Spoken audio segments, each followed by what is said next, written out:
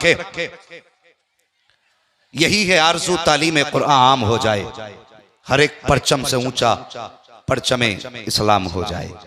अजीज़ान मिल्लत इस्लामिया, हमें मुआशरे का जायजा लेना है, अपने मुआशरे को देखना है, दाएं बाएं भी नजर करनी है और महसूस करना है कि इस वक्त जो जमाने में हालात हैं इसका तकाजा क्या है, हमें इस दौर में क्या करना है।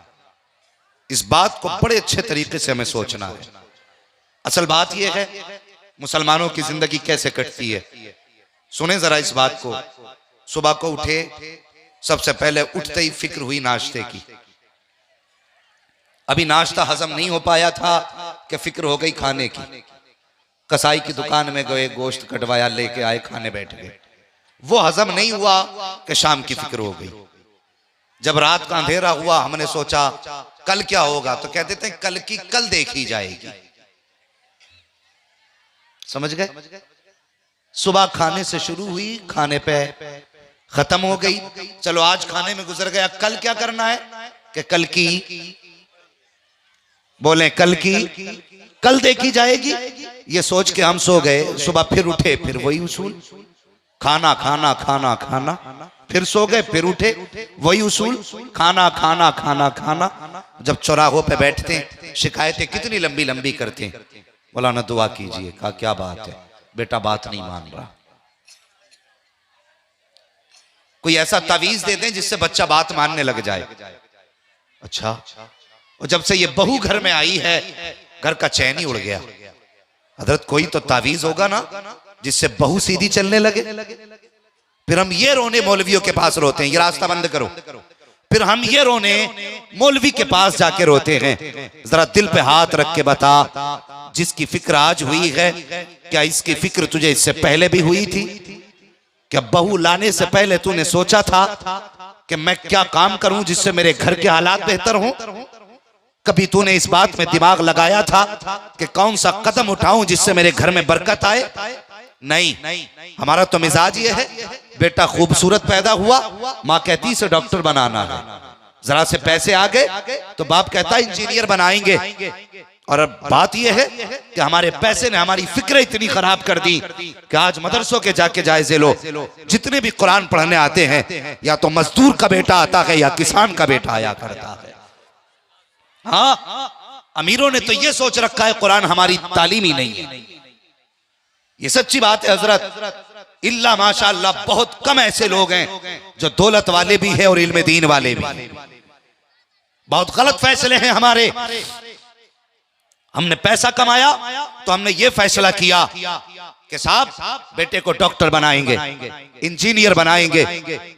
और अगर बंदा गरीब रह गया तो उसके बच्चे मदरसे में पढ़ते हैं। जब मैं इस बात को सोचता हूं तो मुझे याद आता है मेरे हुजूर ने फरमाया था कयामत के करीब दीन सिमट करके गरीबों में आ जाएगा। दीन सिर्फ गरीबों में रह जाएगा और वो गरीब सिमट के सारे मेरे मदीने में आ जाएंगे। पूरा दीन सिमट के मदीने पहुंचेगा। हैरत होती है, आज बंदे को 2 टके क्या मिल गए। बेटे को इंजीनियर बनाने का ख्वाब देखा, डॉक्टर बनाने का ख्वाब देखा। मैं डॉक्टर इंजीनियर का मुनकिर नहीं, मैं उस भाई को सलामी पेश करता हूं। एक मिसबाही आज IAS अधिकारी बन करके कुर्सी पर बैठा है, जिसके चेहरे पे दाढ़ी भी सुन्नत वाली है और उसका बदन भी सुन्नत वाला है। बेटा कलम हाथ में इक़्तिदार का लेकर है, लेकिन जबान पे हदीस के तराने भी रखता है। मैं तालीम का मुनकिर नहीं हूं। मैं कहता हूं डॉक्टर भी बनो तुम्हारी मर्जी है, इंजीनियर बनो तुम्हारी मर्जी है, जो चाहो पेशा जायज इख्तियार करो तुम्हारी मर्जी है। लेकिन सब कुछ बनने से पहले कुरान के कारी पहले बन जाओ, कुरान के हाफिज पहले बन जाओ, दीन के रखवाले पहले बन जाओ। दावे के साथ कहता हूं बेटों को वकील बनाओ, लेकिन साथ में मुस्तफा के दीन का आलिम बनाओ। बेटों को डॉक्टर बाद में बनाओ, कुरान का कारी बनाओ। इसलिए कि अगर तेरा बेटा डॉक्टर होगा, साथ में कुरान का हाफिज होगा, शिफा दवा से मिले ना मिले, लेकिन कुरान के जरिए अल्लाह शिफा अता फरमा दिया करे। सुभान अल्लाह, सुभान अल्लाह, अल्लाह अकबर, या रसूल अल्लाह, या रसूल अल्लाह। आवाज दबनी नहीं चाहिए। बस सुने, मैं मुनकिर नहीं तालीम का, लेकिन बढ़े आगे, बढ़े आगे। मेरी बात का ख्याल करें। हमने दीन समझ लिया कि यह अमीरों की जरूरत नहीं। बेवकूफ हैं लोग जो कहते हैं अमीर को इसकी जरूरत नहीं है।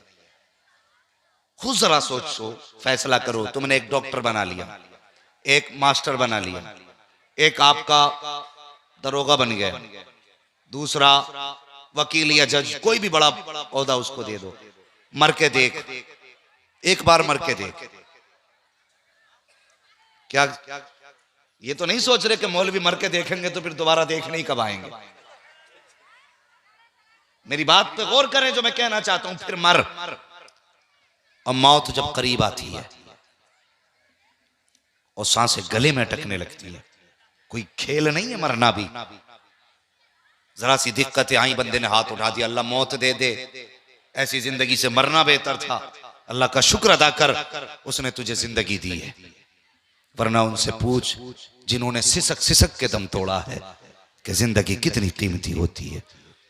उनसे पूछ जिन्होंने पीछे यतीम रोते छोड़े हैं कि जिंदगी कितनी कीमती होती है। उससे पूछ जिसने सफेद लिबास में अपने पीछे बेवा छोड़ी है, जिंदगी कितनी अहम है। जरा सी दिक्कत आ गई, हाथ उठा दी, अल्लाह मौत दे दे, और तूने खेल समझ रखा है मौत को। इतनी आसानी से भी रूह नहीं निकलती प्यारे। मेरे हुजूर ने फरमाया रूह ऐसे निकला करती है जैसे किसी ऊनी कपड़े को या सूती धागे वाले कपड़े को कांटे वाले दरख्त पे डालो और उसे खींचो तो जैसे उसका कांटों में फंस के एक धागा निकलता है ना, इतनी मुश्किल के साथ रूह बदन से निकला करती है। इतनी मुश्किल से रूह निकलती है कोई तैयारी किसी ने कर रखी मरने की? मैं उन बापों को सलाम करता हूं जिन्होंने बेटों को हाफिज बना लिया है। बेशक यकीनन वो माए मुबारकबाद के लायक हैं जिन्होंने अपनी ममता को कुर्बान करके बेटे को कुरान का कारी बनाया। वो बहनें सलामती के लायक हैं जिन्होंने सारी मोहब्बतों को कुर्बान किया लेकिन भाई को मुस्तफा के घर भेज दिया है। वाह, हाँ, ऐसे लोग जिन्होंने बिल्डिंगें बनाई, गाड़ियां खरीदी और मर गए बेबसी की मौत। मैं कहता हूं सबसे बड़ी बेवकूफी की मौत मरे हैं, बेवकूफी की मौत। अगर चाहते हो सुकून की मौत मरो तो मैं 4 की बात नहीं करता, 3 की बात नहीं, 2 की बात नहीं, कम से कम एक बेटे को कुरान का कारी बना लो। एक बेटा कुरान का कारी बना लो। लेकिन हम बनाने से पहले सोचते हैं। आज जो घरों में तालीम कम है कुरान की ना, इसका जिम्मेदार हमारा मुआशरा है, ये समाज है इसका जिम्मेदार।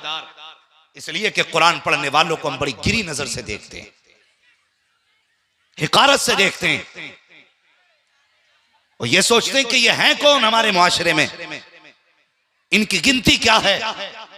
जब हम इस निगाह से देखते हैं ना तो हर आदमी सोचता है यार पढ़ने के बाद भी कोई इज्जत नहीं मिलती तो फिर बेटे को हाफिज बनाने का फायदा क्या। आज जो दीन कम हो रहा है मुआशरे में उसका जिम्मेदार मुआशरा है, खास करके अहले सरवत लोग, ये दौलत वाले जिनकी निगाहें मदरसों के दरवाजों पे ऐसे लगी रहती हैं। अल्लाह जाने पैसा कहां से आ रहा है, ऐसा लगता है कि मौलवी डांका डाल के ला रहे हैं या चोरी करके ला रहे हैं। इस नियत से उलमा को देखा जाता है। प्यारे कभी 8 दिन मदरसे में रह के गुजार, तब तुझे पता चलेगा मदरसे कैसे चलाए जाते हैं। कभी 3 वक्त का खाना इन कुरान वालों के साथ खा के देख, तब तुझे पता चलेगा मदरसे कैसे चलाए जाते हैं। कभी एक रात इनके साथ बिना मच्छरदानी और बिना अलाउट के सो के दिखा, तब तुझे पता चलेगा मदरसे कैसे चलाए जाते हैं। और यार जब औलाद छोड़ी जाती है तब मदरसे चलते हैं, जब सुकून छोड़ा जाता है तब मदरसे चलते हैं, जब आराम कुर्बान किया जाता है तब मदरसे चलते हैं, जब अपने ऐश को तर्क किया जाता है तब मदरसे चला करते हैं, जब हजरतों को कुर्बान किया जाता है तब मदरसे चला करते हैं, जब अपने वजूद को मिटाया जाता है तब जाकर के मदरसों में बहारें आया करती है। वैसे नारे तकबीर, नारे तकबीर, नारे रिसालत, नारे रिसालत, हजरत अल्लामा मौलाना मुफ्ती हम्माद साहब किबला, नारे तकबीर, नारे रिसालत। बहुत खूब, कुछ लगा दीन पे तेरा मेरा। अल्लाह उनको सलामत रखे जिन्होंने 100 दिए, 50 दिए, 1000 दिए और 10 दिए। अल्लाह 10 वाले को भी सलामत रखे, 1 वाले को भी सलामत रखे। ये नीयत के ऊपर रखता है अजर का मामला।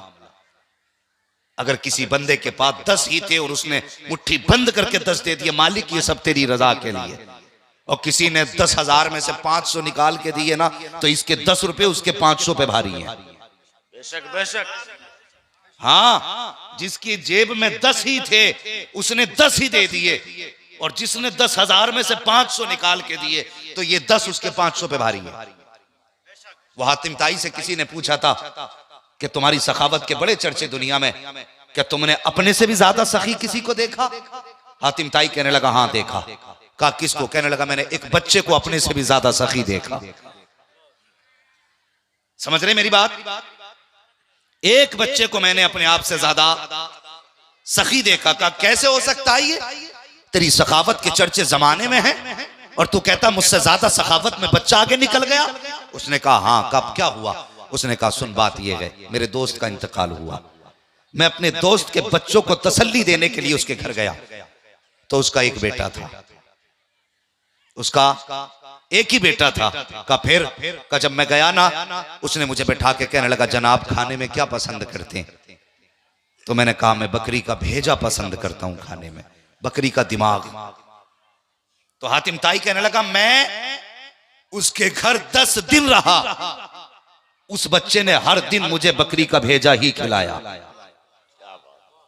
10 दिन का जब मैं जाने लगा, जब मैं सहन में आया मुझे खून दिखाई दिया। मैंने कहा बच्चे ये खून कैसा है? तो उसने कहा बात ये है, क्या आपने जब मुझे कहा ना कि मुझे बकरियों का भेजा पसंद है, कहने लगा मेरा बाप विरसे में 10 बकरी छोड़ के गया था, मैं हर दिन एक बकरी ज़िबा करता रहा, उसका भेजा तुझे खिलाता रहा। का 10 ही बकरियां थी वो मैंने तुझे खिला दी। तो वो जो सुन रहा था ना, जिसने सवाल किया था, उसने कहा बादशाह हातिम ताई बता, उसने 10 बकरियां थी वो तुझ पे कुर्बान कर दी, तूने उसे बदले में क्या दिया? उसने कहा मैं बदले में उसे 10,000 बकरियां दे के आया था। बोलो सुभान अल्लाह यार, सुभान अल्लाह सुभान अल्लाह। इसकी सखावत पे नहीं बल्कि बच्चे का अमल में आगे बढ़ने के ऊपर बात कर रहा हूं कि तू 10,000, कहने लगा मैं 10,000 बकरी दे के आया हूं। उसने कहा बादशाह फिर सखी वो नहीं, सखी तो तू ही ज्यादा हुआ ना, उसने 10 कुर्बान की, तू 10,000 दे के आया। उसने कहा नहीं बात ये नहीं है, मैंने 1,00,000 बकरियों में से 10,000 दे दी तो क्या दी, उसके पास सिर्फ 10 थी और 10 के 10 उसने मेरे नाम कर डाली। सुभान अल्लाह सुभान अल्लाह। तो सवाल ये नहीं 10,000 वाले ने 500 दिए, बात ये थी जिस पे 10 थे उसने 10 ही लौटा दिए, जिस पे 10 थे उसने 10 ही लौटा दिए। तो मैं कहता हूं अगर दिल अच्छा है ना तो फिर कसम खुदा की मौत की फिक्र न कर, नीयतें अच्छी हैं तो डर मत मौत से, आंख बंद बाद में होगी, मदीने वाला जलवा पहले दिखा देगा, मगर शर्त नीयतें अच्छी रखो। और जब बात इदारे की आ जाए, ये मेरे मुस्तफा का घर है और यहां से कुरान को फरोग दिया जाता है, घर घर कुरान की तालीम दी जाती है। मुझे सच्ची बताइए, अगर कोई कहते तेरे घर में जिन ने सूरह बकरा पढ़वानी पड़ेगी तो किसे बुला के लाते हो? मदरसे के बच्चों को। अब बोलो, मेरी बात समझ बोल सकते हैं ना, थोड़ी बहुत हिंदी है। सूरह बकरा पढ़ने के लिए कौन आता है? मौल साहब, मौलाना साहब, हाफिज साहब तो कह ही सकते हैं ना। कौन आते हैं? हाफिज साहब। अगर बीमारी ऐसी हो जो कटती ना हो, फिर दम करने कौन आते हैं? बोले। अगर किसी पे जिन आ जाए तो उतारने कौन आते हैं? मौलवी साहब। और अगर घर में बेबरकती हो जाए तो फिर किस चीज को पढ़ा जाता है? कुरान। कुरान पढ़ा जाता है ना। हमारी हर जरूरत में काम आने वाली किताब कुरान है। फिर जरा दिल पे हाथ रख के बता, कितने दिन हो गए तूने कुरान खोल के नहीं देखा? हर बैठने वाला अपने बारे में, इन तलबा को छोड़ के बात कर रहा हूं, इनकी तो सुबह भी कुरान के साथ होती है, शाम भी कुरान के साथ होती है। ये तो नींद में, तेरा बच्चा नींद में अगर बड़बड़ाए तो गाली बोलता है, मगर ये नींद में बड़बड़ाते हैं तब भी कुरान पढ़ा करते हैं। बेशक बेशक। इतनी पक्की दोस्ती इनकी कुरान से, ये तो नींद में भी कुरान पढ़ते हैं। मुझे आप बताइए, कितने दिन हो गए हमने कुरान नहीं पढ़ा? एक जमाना हो गया हमने कुरान खोल के भी नहीं देखा।